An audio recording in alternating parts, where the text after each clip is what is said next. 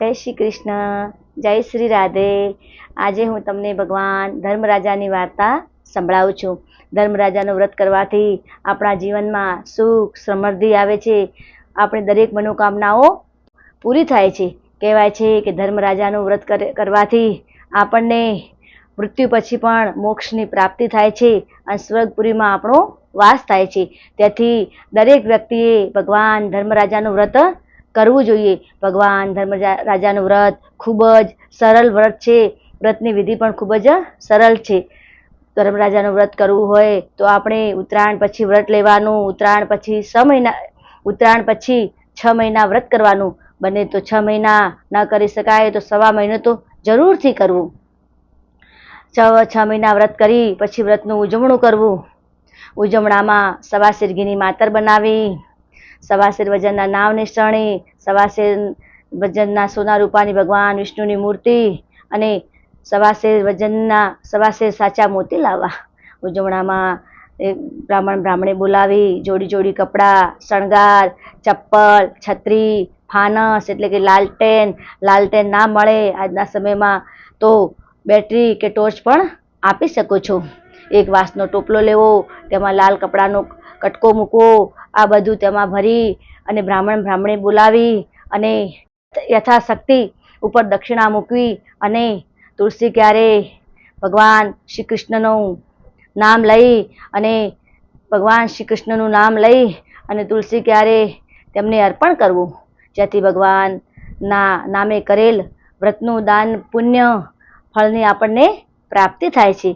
આ પ્રમાણે ધર્મરાજાનું વ્રત કરવું. વ્રતમાં જે વિધિ કહી એ પ્રમાણે આપણે ના આપી શકીએ તો પણ આપણી પાસે જે છે તે પ્રમાણે શક્તિ પ્રમાણે ભક્તિ આપણે કરી શકીએ છીએ. પણ ધર્મરાજાનું વ્રત જરૂરથી કરવું, જેના કરવાથી આપણા જીવનને મોક્ષની પ્રાપ્તિ થાય છે.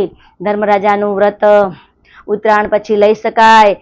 યથાશક્તિ ઉપર દક્ષિણા મૂકવી અને તુલસી ક્યારે ભગવાન શ્રી કૃષ્ણનું નામ લઈ અને તુલસી ક્યારે તેમને અર્પણ કરવું, જેથી ભગવાનના નામે કરેલ વ્રતનું દાન પુણ્ય ફળની આપણને પ્રાપ્તિ થાય છે. આ પ્રમાણે ધર્મરાજાનું વ્રત કરવું.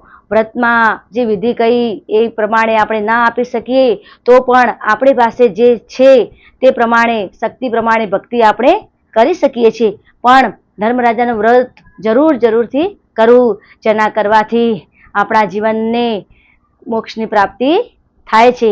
ધર્મરાજાનું વ્રત ઉત્તરાયણ પછી લઈ શકાય. સવારમાં વહેલા ઉઠી નાહી ધોઈ સ્નાનાદિથી પરવારી એક પાણીનો લોટો લેવો, તુલસી ક્યારે દીવો કર્યો, ત્યાં વાર્તા સાંભળતી વખતે ધર્મરાજા એમ બોલવું.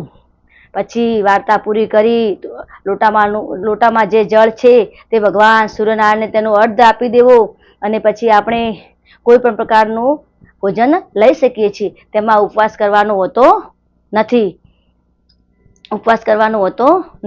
આ પ્રમાણે ધર્મરાજાનું વ્રત કરી શકાય છે.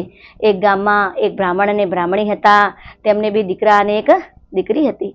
બ્રાહ્મણનો પરિવાર ખૂબ જ ગરીબ હોવાથી બંને છોકરાઓને પરદેશ કમાવા મોકલ્યા. હવે તો બ્રાહ્મણ, બ્રાહ્મણી અને તેમની વિધવા દીકરી 3 જણા ઘરમાં રહેતા હતા. બ્રાહ્મણને પરિવારને એવો નિયમ કે હંમેશા અતિથિ જમાડી અને જમવાનું. અતિથિ ના આવે તો પક્ષીઓને દાણા નાખવા, પક્ષી ના આવે તો ગાયને રોટલી ખવડાવવાની, ગાય પણ ન મળે તો કૂતરાઓને રોટલી ખવડાવી અને પછી જ જમતા. એટલે કે એમને દિવસ દરમિયાન કોઈ પણ પ્રકારનું થોડું દાન પુણ્ય કરી અને પછી જમવાનો નિયમ હતું.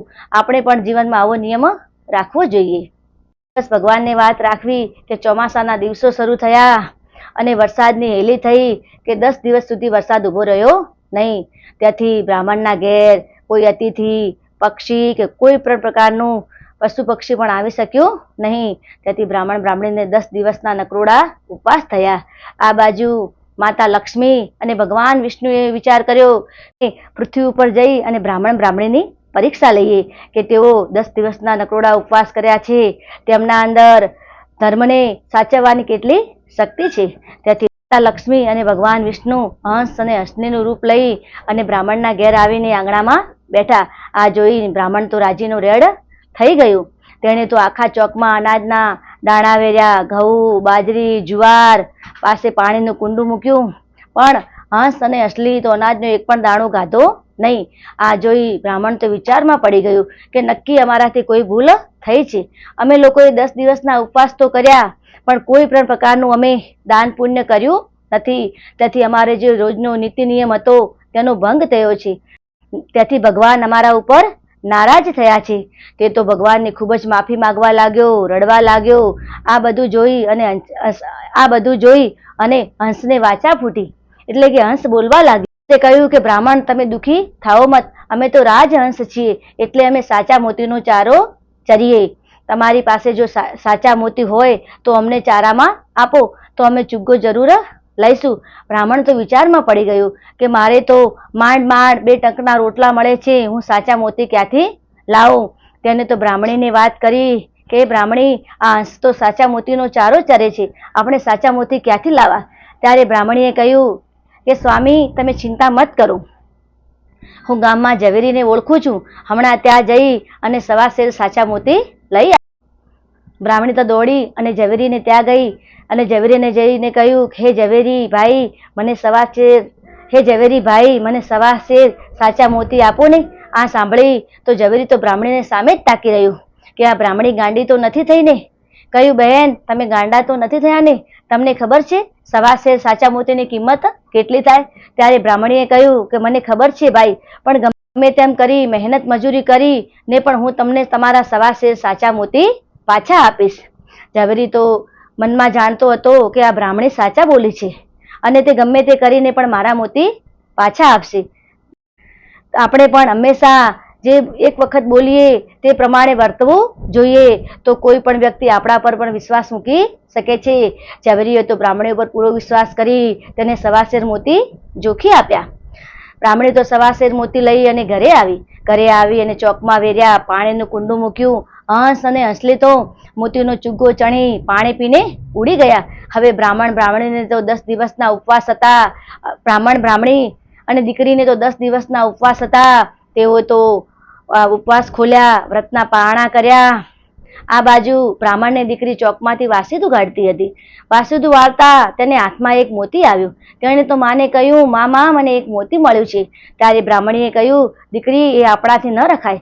આ મોતી તો આપણે હંસ અને હંસલી માટે લાવ્યા હતા, પણ તેમણે એક મોતી પડ્યું રાખ્યું છે, તો તેના ઉપર આપણો હક નથી. તું એને તુલસી ક્યારામાં મૂકી આવ. દીકરીએ તો મોતી તુલસી ક્યારામાં મૂકી દીધું અને રાત પડી. બ્રાહ્મણી અને દીકરી તો સૂઈ ગયા. સવારમાં વહેલા નિયમ પ્રમાણે બ્રાહ્મણી તો વહેલા જાગી છે અને ભગવાનની પૂજા કરવા જાય, તુલસી માતાની પૂજા કરવા જાય. અને જ્યારે તુલસી માતાના ક્યારા પાસે આવી તો પૂરો તુલસી માતાનો ક્યારો તો ઝગમગ જગારા મારી રહ્યો છે. બ્રાહ્મણી તો આ જોઈ અને આશ્ચર્યમાં પડી ગઈ. તો પાસે જઈને જુએ છે તો તુલસી ક્યારે તો મોતીઓની લૂમેલૂમ લાગેલી. તેની આંખમાં તો હર્ષના આંસુ આવી ગયા અને ખૂબ જ ભગવાનને વિનંતી કરવા લાગી કે હે પરમ કૃપાલુ પરમાત્મા, તું ખૂબ જ સર્વશક્તિમાન છે. તે મારી પરીક્ષા તો લીધી, પણ તે મને એકના અનેક મોતી આપ્યા છે. જ્યારે ભગવાન આપણી પરીક્ષા લે છે, પણ સાચા મનથી આપણે ભગવાનને પ્રાર્થના કરીએ છીએ અને નિષ્ઠાપૂર્વક રહીએ છીએ, ત્યારે ભગવાન આપણા ઉપર તુષ્માન થાય છે. જ્યારે 1000 હાથ વાળો આપે ત્યારે 6 ફાડીને આપે છે. એવી રીતે જ ભગવાન શ્રી વિષ્ણુએ અને માતા લક્ષ્મીએ બ્રાહ્મણીને પણ 1000 હાથે મોતીઓ આપી અને તુલસી ક્યારો આખો ઝગમગ કરી નાખ્યો. બ્રાહ્મણી તો થાળ લાવી અને મોતી ઉતાર્યા. ભગવાનનો ખૂબ જ ધન્યવાદ કર્યો કે ભગવાન, તમે મારા ઉપર તુષ્માન થયા છો. મેં જે તમારા ઉપર નિષ્ઠા રાખી, તમારું જે વ્રત કર્યું એ પ્રમાણે તમે મારા ઉપર ખૂબ જ દયા કરી છે. બ્રાહ્મણી મોતી ઉતારી અને રાહ જોઈને બેઠી છે કે ક્યારે સવાર પડે અને ક્યારે ઝવેરીને આપવા જવું. જ્યારે પ્રભાતિયું થયું એટલે સવાર પડ્યું, ચકલા બોલવા લાગ્યા. બ્રાહ્મણી તો ઝવેરીના ઘેર ગઈ. ઝવેરી ભાઈ, દરવાજો ખોલો. ઝવેરીએ કહ્યું કે બહેન, આટલા વહેલા કેવી રીતે આવ્યા? ત્યારે બ્રાહ્મણી બોલી, ભાઈ, હું તમને તમારી પાસેથી જે ઉછીના મોતી લઈ ગઈ હતી તે પાછા આપવા આવી છું. ઝવેરીએ કહ્યું, બેન, સારું, આવો.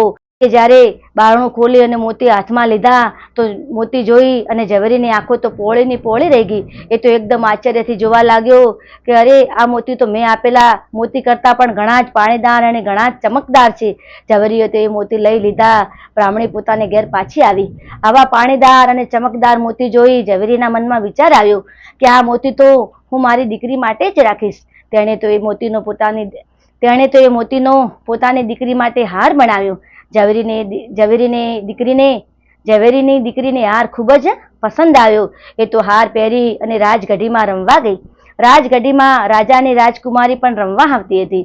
રાજાની રાજકુમારી ઝવેરીની દીકરીની બહેનપણી હતી. તેણે ઝવેરીની દીકરીના ગળામાં હાર જોઈ અને પૂછ્યું, બહેન આવો એકદમ જગારા મારતો અને ચમકતો નવલખો હાર તારા માટે કોને બનાવ્યો? ત્યારે ઝવેરીની દીકરીએ કહ્યું કે આ તો મારા પિતાજીએ બનાવ્યો છે. તો કે મને પણ આ હાર બહુ જ ગમ્યો છે, મારે પણ આવો બનાવવો છે. રાજકુમારીએ ઘેર જઈ અને પોતાના પિતાને એટલે કે રાજાને વાત કરી કે પિતાજી આજે હું રાજગઢીમાં રમવા ગઈ હતી. ત્યાં ઝવેરીની દીકરી ખૂબ જ મસ્ત હાર પહેરીને આવી હતી. મોતીથી ભરેલો હાર હતો. એવો હાર મારે જ બનાવવો છે. ત્યારે રાજાએ કહ્યું, દીકરી કેમ ચિંતા કરે છે? તારા પિતા તો રાજા છે. તારા માટે તો હું એક નહીં પણ બે હાર બનાવી દઈશ. ત્યાં ઝવેરી માટે સંદેશ મોકલાવ્યો કે પ્રધાનજી જાઓ ઝવેરીને બોલાવીને લાવો. પ્રધાન તો ઝવેરીના ઘેર ગયા અને કહ્યું કે તમને રાજાજી બોલાવે છે. ઝવેરી તો ચિંતામાં પડી ગયો કે એકદમ રાજાના તેડા કેમ આવ્યા? યમના તેડા આવજો પણ રાજના તેડા આવજો મત. મારાથી નક્કી કોઈ પ્રકારે કોઈ ગુનો થયો છે. હવે રાજા શું કહેશે? એ તો ડરતો રાજ દરબારમાં આવ્યો. રાજાને પ્રણામ કરીને કહ્યું, હુકુમ, મારાથી કોઈ ભૂલ થઈ છે? ત્યારે રાજા બોલ્યા, ના ઝવેરી, તમારાથી કઈ ભૂલ નથી થઈ, પણ તમે જે હાર તમારી દીકરી માટે બનાવ્યો છે એવા જ સાચા અને પાણીદાર મોતીનો હાર મારી રાજકુમારી માટે પણ બનાવો. ઝવેરી તો બે હાથ જોડી અને રાજાને વિનંતી કરવા લાગ્યો, હે રાજાજી, આ મોતી મારી પાસે નથી. આવા સાચા અને પાણીદાર મોતી તો મને બ્રાહ્મણીએ આપ્યા છે. રાજાએ મનમાં વિચાર કર્યો કે આવા મોતી બ્રાહ્મણના ઘેર છે તો હું હમણાં જ આખો તુલસી ક્યારો મારે ઘેર મંગાવું કે પછી હું ખુદ જ પોતે બ્રાહ્મણના ઘેર જઈ અને મોતી લઈ આવું છું. રાજા તો બ્રાહ્મણના ઘેર ગયો અને ત્યાં જઈ આંગણામાં તુલસી ક્યારો જોયો તો રાજાની આંખો તો પોળીની પોળી રહી ગઈ. તુલસી ક્યારામાં મોતીઓ જગારા મારતા હતા. રાજાને મનમાં વિચાર આવ્યો કે આ ગરીબ બ્રાહ્મણ શું કરી લેવાનો છે? લાવને આખો તુલસી ક્યારો હું ઉખાડી અને મારા રાજ દરબારમાં લઈ જાઉં. રાજાજી તો તુલસી ક્યારો ઉખાડવા ગયા તો રાજાના બંને હાથ તુલસી ક્યારે ચોંટી ગયા. તુલસી ક્યારે ચોંટી ગયા. રાજાને બચાવવા રાણી ગયા તો રાણી પણ ચોંટી ગયા. હવે તો રાજા રાણી બંને ચોંટી ગયા. તેમની સાથે પ્રધાન અને ગામના લોકો પણ સાથે હતા. તેઓ વિચાર કર્યો કે આપણે રાજા રાણીને છોડાવવા જોઈએ. તેઓ પણ રાજા રાણીને છોડાવવા ગયા. તેઓ પણ ચોંટી ગયા. રાજા તો મનમાં ખૂબ જ પછતાવો કરવા લાગ્યો, હે ભગવાન, મારાથી મોટી ભૂલ થઈ ગઈ. મેં બ્રાહ્મણના ઘર ઉપર દ્રષ્ટિ બગાડી, બ્રાહ્મણનો ધન લેવાની મેં કોશિશ કરી. ભગવાન મને ક્યારે માફ કરે નહીં. તે તો ખૂબ જ મનમાં માફી માંગવા લાગ્યો. બ્રાહ્મણીની પણ તેણે ખૂબ જ માફી માંગી. બ્રાહ્મણ અને બ્રાહ્મણીએ રાજાને તો માફ કર્યો. તેથી રાજાના બંને હાથ છૂટ્યા. રાજા રાણી તો ત્યાંથી વિલા મોઢે પાછા આવ્યા. આ બાજુ બ્રાહ્મણીને તો રોજ સવાસે સાચા મોતી ઉતરવા લાગ્યા. હવે તો બ્રાહ્મણીને કોઈ પ્રકારની કોઈ ચિંતા હતી નહીં. તે તો રોજ સવાસે સાચા ઉતારી અને ઘરમાં એક કોઠીમાં ભરવા લાગી. એક દિવસ બ્રાહ્મણી બેઠા હતા. તેમણે વિચાર કર્યો કે સ્વામી, હવે તો આપણી પાસે ધન ઘણો છે, આપણે કોઈ પૈસાની જરૂર નથી. તો આપણા પરદેશમાં બે છોકરાઓ છે, આપણે પરદેશમાં બે છોકરાઓ કમાઈ રહ્યા છે, તેમને ઘેર પાછા બોલાવી દઈએ. હવે તેઓને પરદેશ રહેવાની કોઈ જરૂર નથી, ઘરે આવી જાય તો સારું. સંદેશો મોકલાવ્યો અને કહ્યું, દીકરાઓ હવે તમે ઘેર પાછા આવી જાઓ. બ્રાહ્મણના બંને દીકરાઓ ઘેર પાછા આવી ગયા. બ્રાહ્મણીએ તો તેમના લગ્ન કરી અને સુખપૂર્વક રહેવા લાગ્યા. એક દિવસ બ્રાહ્મણ અને બ્રાહ્મણી બેઠા હતા. તેમણે તેમના ત્રણેય સંતાનોને બોલાવ્યા કે તમે મારી પાસે આવો. તેમણે કહ્યું કે અમારી પાસે મિલકત ઘણી છે, આ મિલકતના 3 ભાગ પાડજો. અમે તો આજે છીએ અને કાલે નથી, તો 2 ભાગ ભાઈ અને 1 ભાગ આ આપણી પાસે જે વિધવા દીકરી રહે છે તેમને આપજો. તેને પાછળ બીજું કોઈ છે નહીં, તો તે જીવનમાં સુખ શાંતિથી રોટલો ખાઈ શકશે. તો થોડા દિવસ થયા અને બ્રાહ્મણીનું મૃત્યુ થયું. એક દિવસ મોટા ભાભી બોલ્યા કે બહેનને મિલકતમાં ભાગે આપવાનું અને આપણા ભેગા રાખવાના, એમને જુદા રહેવા મોકલો. ભાભીના આવા શબ્દોથી બહેનને તો ખૂબ જ ભાભીના આવા શબ્દોથી બહેનને તો ખૂબ જ દુઃખ થયું. બહેન તો જુદી રહેવા ગઈ. બહેન તો ધર્મપરાયણ હતી. હંમેશા પ્રભુનું ભજન કરી, વ્રત વર્તોલીઓ કરી અને જીવન પસાર કરતી હતી. વહેલા ઉઠી નાહી ધોઈ ભગવાનના નામનું વાર્તા કરવી, પૂજા કરવી, આખો દિવસ ધર્મમય પસાર કરતી હતી. એક દિવસ તો બહેન સખત બીમાર થઈ, ખૂબ જ બીમાર થઈ. એટલે ગામ લોકોએ તેમના ભાઈને સંદેશો મોકલાવ્યો કે તમારી બહેન ખૂબ જ બીમાર છે, તમે મળી આવો. ભાઈઓ તો આ સાંભળી અને તરત જ બહેનને મળવા ગયા. પણ જ્યાં સુધી ભાઈઓ મળવા ગયા ત્યાં સુધી તો બહેન મરી ગઈ હતી. પાછળથી શું કરવાનું? તેઓ તો બધા ગામ લોકોએ કહ્યું કે ભગવાનને જે ગમ્યું તે સારું. હવે તમે બહેનને અગ્નિ સંસ્કારની તૈયારી કરો. આ બાજુ તો ભાઈઓ બહેનને અગ્નિ સંસ્કારની તૈયારી કરવા લાગ્યા અને આ બાજુ બહેન ધર્મરાજાના દરબારમાં રવાના થયા. બહેન રસ્તામાં જતા હતા કે રસ્તામાં સૌ પ્રથમ વેતરણી નદી આવી. ત્યારે યમરાજા બોલ્યા કે બહેન, તમે જીવનમાં ક્યારે પણ ગાયોનું દાન કર્યું હોય તો આ વેતરણી નદી પાર કરાવવા માટે તમે ગૌ માતાને યાદ કરો. ત્યારે બહેને તો જીવનમાં ઘણા જ પ્રકારના દાન કર્યા હતા, એમાં ગૌદાન પણ કરેલું. માં વેતરણી નદીને પાર કરાવવા ગૌ માતા આવ્યા. બહેન તો ગૌ માતાનું પૂંછડું પકડી અને વેતરણી નદી પાર કરી. આગળ જતા ગોખરુનું વન આવ્યું. ત્યારે યમરાજા બોલ્યા કે બહેન, તમે જીવનમાં ક્યારે જોડા એટલે કે ચપ્પલના દાન કર્યા હોય, કોઈના પગ બળતા હોય ને તમે ચપ્પલ કોઈ ગરીબ ગુરબાને તમે ચપ્પલ પહેરાયા હોય તો તમે યાદ કરો. તો બહેને તો જીવનમાં કેટલી વાર ગરીબ ગુરબાઓને ચપ્પલ પહેરાયેલા, ચપ્પલના દાન કરેલા, તો તેમને માટે તો ચપ્પલ આવી ગયા. બહેન તો ચપ્પલ પહેરી કાંટાળું વન પસાર કરીને આગળ વધ્યા. આગળ જતા ધોમધખાર વરસાદ વરસવા લાગ્યો. ત્યારે યમરાજા બોલ્યા, બહેન, તમે જીવનમાં ક્યારે છત્રીઓના દાન કર્યા હોય તો યાદ કરો. તો બહેને તો જીવનમાં છત્રીના દાન કરેલા. બહેનને તો છત્રી આવી. બહેન તો ધોમધખાર વરસાદમાંથી આગળ વધ્યા. આગળ જતા બહેનને ભૂખ લાગી. તો બહેને કહ્યું કે મેં ક્યારેય જીવનમાં કોઈ ભૂખ્યાને જમાડ્યા હોય, કોઈ અતિથિ મારે આંગણે આવી હોય, અમને જમાડ્યા હોય તો ભગવાન મને પણ અન્નની પ્રાપ્તિ થાજો. તો બહેનને માટે તો મનગમતા ભોજન આવ્યા. બહેને તો ભોજનની પ્રસાદી લીધી. આગળ જતા બહેનને તો ખૂબ જ તરસ લાગી.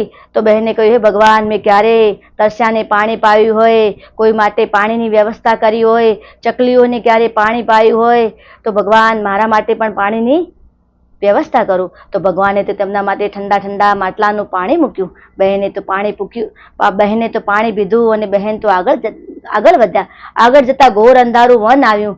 તો બહેને કહ્યું, હે પરમાત્મા, ક્યારે મેં કોઈના જીવનમાં અજવાળું કર્યું હોય, કોઈ દીપદાન કર્યા હોય, અમાવસ, પૂનમ, 11, ભગવાનના મંદિરે જઈ મેં દીવા કર્યા હોય, ક્યારે મેં મારા પિતૃઓના નામના દીવા કર્યા હોય કે ક્યારે કોઈ દીપમાળા પ્રગટાવી હોય તો ભગવાન મને પણ અહીંયા ઘોર અંધારા વનમાં દીવા પ્રગટાવો. તો બહેને તો ઘણી જગ્યાએ દીવા કરેલા, દીપમાળા પ્રગટાવેલી, ભગવાનના મંદિરે જઈને દીવા કરેલા.